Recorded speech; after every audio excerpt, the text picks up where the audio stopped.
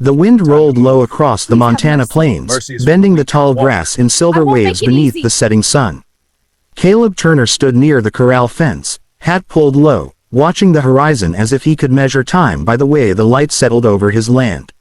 At 38, he had built everything on that ranch with his own hands, the wide barn painted a deep red, the sturdy house with its wraparound porch, the fences that stretched like veins across open earth. What he hadn't built was a life that echoed back at him. The nights were too quiet. The mornings too still. That changed the day Eliza Hart arrived. The stagecoach came in on a cloud of dust just past noon. Caleb rode into town out of duty more than excitement. He wasn't a man who showed anticipation easily. But when the coach door opened and she stepped down, something shifted in him. She wore a plain blue dress, faded at the sleeves, and carried a small leather suitcase that looked older than she was. Her hair was pinned neatly, though a few strands escaped in the breeze. She didn't scan the town with wonder like some newcomers did. Instead, she searched carefully, like someone expecting to be followed. Their eyes met. "Miss Hart?" Caleb asked, tipping his hat. She nodded. "Mr. Turner." Her voice was softer than he expected, but steady. Not timid. Guarded. The townsfolk watched from the boardwalk, whispering behind hands and half-closed doors. Mail-order arrangements were not uncommon, but they were rarely romantic. Practical, maybe. Lonely people reaching across distance for partnership. Still, something about this pairing seemed unusual. She looked young, though not naive. He looked older, weathered by sun and responsibility. The wagon ride back to the ranch felt longer than usual. Caleb tried once or twice to make conversation, asking about her journey, whether she needed rest, but her answers were brief. Polite, she kept her hands folded tightly in her lap, knuckles pale. "You'll have your own room," he told her as the ranch house came into view. "Take your time settling in." She looked at him then, truly looked at him, as if trying to decipher a code. "You're not angry." "About what?" "That I might not." She swallowed. "Be ready." Caleb guided the horses to a stop and stepped down. "Marriage ain't something you rush," he said simply. "Not here." Something flickered across her face. Relief, maybe, or disbelief. Inside the house, she moved carefully, touching nothing without permission. The place smelled faintly of cedar and fresh bread. He had tried baking that morning, though the loaf sat slightly crooked on the counter. She noticed it and, for the first time, a faint smile tugged at her lips. That evening, as shadows stretched long across the floor, she lingered in the kitchen doorway while Caleb worked by lamplight repairing a saddle strap. "You'll regret choosing me," she whispered suddenly, the words slipping out before she could stop them. Caleb paused but didn't immediately look up. He finished tying the leather thread, set the saddle aside, and met her eyes calmly. "I only regret waiting so long," he said.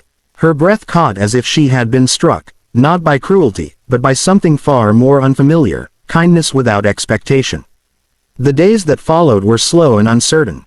Eliza insisted on helping, though ranch life was new to her.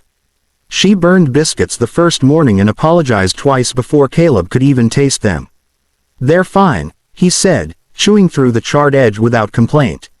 She tried her hand at gathering eggs, flinching when a hen flapped suddenly. In the barn, the sound of a gate slamming in the wind made her jump hard enough to drop the feed bucket. Caleb noticed every reaction but said nothing. Instead, he showed her how to approach the animals calmly, how to breathe slow so they wouldn't sense fear. "You talk soft," she observed once as he soothed a restless mare. "They listen better that way," he replied. At night, though, the quiet didn't bring peace. More than once, Caleb heard movement from her room, pacing footsteps, the creak of the bed frame. One night, a sharp cry cut through the stillness. He was at her door in seconds, knocking firmly. "Eliza." Silence. Then a shaky, "Yes." He entered slowly. She sat upright in bed, face pale, hair loose around her shoulders. Moonlight spilled across the floor between them. "You're safe here," he said, voice steady. Her eyes searched his face, scanning for doubt or impatience. Finding none, she nodded, though her hands still trembled. Days turned into a week. Then two. She began to laugh sometimes. Small, surprised sounds when a calf nudged her skirt or when Caleb's attempt at storytelling stumbled awkwardly. But shadows lingered beneath her smiles. Letters arrived occasionally from the post rider. She took them without expression and burned them in the kitchen stove, never breaking the seal. One afternoon, as she reached for a jar on the top shelf, her sleeve slid back, revealing faint bruises around her wrist, old but unmistakable. Caleb's jaw tightened, but he said nothing then. He waited. The storm came on a Thursday. Thunder rolled across the plains like a warning drum, and rain battered the windows hard enough to rattle the glass. Eliza stood near the hearth, watching the fire struggle against drafts. "I didn't come here just for marriage," she said quietly, almost to the flames. Caleb set aside the ledger he'd been reviewing.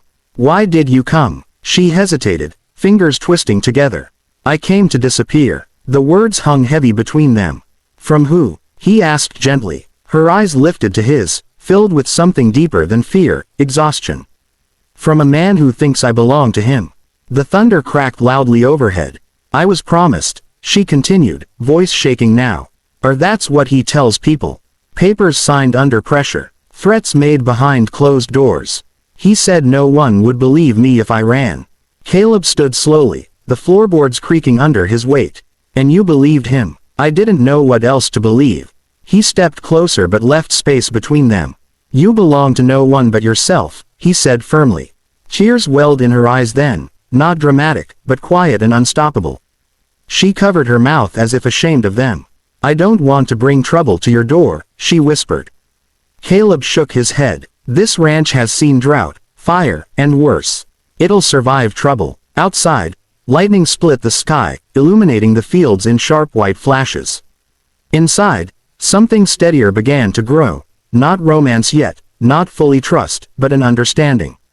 For the first time since arriving, Eliza didn't look like she was planning her next escape. And for the first time in years, Caleb didn't feel alone in his own house. The storm raged through the night, but when morning came, the air was clear and washed clean. The land stretched endless and bright beneath the rising sun, and though neither of them said it aloud, both knew something had shifted. This wasn't just a marriage of convenience anymore. It was becoming a stand. 3 weeks passed after the storm, and for the first time since Eliza Hart had arrived at Turner Ranch, the air felt almost peaceful. The mornings carried the scent of fresh hay and sun-warmed earth. Eliza had begun waking before Caleb, tying her hair back with steadier hands, stepping outside to watch the horizon blush pink with sunrise. She was still cautious, still watchful, but the tightness in her shoulders had softened. She laughed more easily now, and when she did, it surprised them both. Caleb noticed the difference in small ways. She no longer flinched when the barn doors slammed in the wind. She walked beside him through the pasture instead of half a step behind. At supper, she spoke of her childhood, bits and pieces at first, stories of wildflowers and a creek near her old home. She never mentioned him. The man she had fled remained an unspoken shadow. Until the day the shadow rode into view. Caleb was repairing a fence along the eastern boundary when he saw dust rising in the distance. One rider, moving fast, purposeful, his jaw tightened instinctively. Travelers often passed through, but something about the straightness of the rider's path sent unease crawling up his spine. At the house, Eliza stood at the kitchen window kneading dough when she saw it too. The figure grew clearer as the horse drew closer. Dark coat despite the warmth. Familiar posture. Even from a distance, she recognized the arrogance in the way he sat the saddle. The bowl slipped from her hands and shattered against the floor. "It's him," she breathed, her voice hollow. By the time the rider reached the yard, Caleb was already there, standing tall near the gate. The stranger dismounted slowly, glancing around the ranch as if inspecting property he intended to claim. "Well now," the man drawled, removing his gloves one finger at a time. "You've made yourself comfortable, Eliza." She stepped onto the porch despite Caleb's subtle attempt to block her view. Her face had gone pale, but she did not retreat. "Victor," she said quietly. Victor Hale smiled, though there was no warmth in it. "I've been looking everywhere. Imagine my surprise when I hear you've run off to marry a rancher." Caleb's voice was steady but edged with warning. "You've got no business here." Victor's eyes flicked toward him dismissively. "This doesn't concern you." "It concerns me plenty," Caleb replied. "You're on my land." Victor took a step forward, gaze locking onto Eliza. "You signed an agreement," he said. You're mine by law. Her hands trembled at her sides, but she forced her chin higher. I signed under threat. That's not law. Victor laughed softly. Who's going to believe that? A frightened little girl running west. The words cut, but she didn't look away. Caleb stepped closer, positioning himself between them. She stays here. Victor studied him with cold amusement. You think you can stand against me? I have connections in town. Influence. Money. Caleb's eyes didn't waver. And I have a shotgun and a sheriff who doesn't take kindly to trespassers. For a moment, silence stretched thick and heavy. The only sound was the restless shifting of horses and the distant lowing of cattle. Victor's expression hardened. You'll regret this, Eliza, he said quietly. You don't get to humiliate me and walk free. Something shifted in her then. The fear that had once controlled her seemed to ignite into something steadier. I already regret staying silent, she answered. The words hit harder than a slap. Victor's jaw tightened, but he said nothing more. Instead, he mounted his horse with sharp, angry movements. This isn't over, he warned before riding off in a cloud of dust. When he was gone, the yard felt unnaturally still. Eliza's knees weakened, and Caleb caught her before she fell. He won't stop, she whispered against his chest. He never stops. Caleb's arms wrapped around her firmly. Then we won't either. The next few days carried tension like a storm brewing beyond the horizon. Caleb rode into town at dawn the following morning, seeking out Sheriff Grayson. The sheriff had known Caleb for years and respected him. Inside the small office that smelled of tobacco and paper, Caleb laid out everything Eliza had told him. She kept letters, Caleb said. Threats. When he returned home, Eliza retrieved a small wooden box from beneath her bed. Inside were folded papers, edges worn from rereading. She had saved them despite her fear, as if some part of her had known she would one day need proof. The sheriff read them carefully. His face darkened with each line. This ain't courtship, he muttered. This is coercion. Word began to spread quietly.